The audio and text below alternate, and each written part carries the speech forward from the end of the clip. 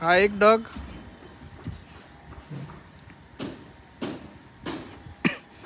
हा एक डग, हा डग आपण इथपर्यंत घेतला पूर्ण कॉर्नर पर्यंत. हा एकदम स्पेशियस बाथरूम बनन काही रूमला अटॅच. हे आपले मनोज भाऊ आणि समोरचे हे चालू आहे काम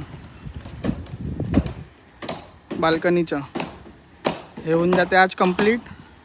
उद्याचं चालू आहे प्रकरण स्लॅबचं काही.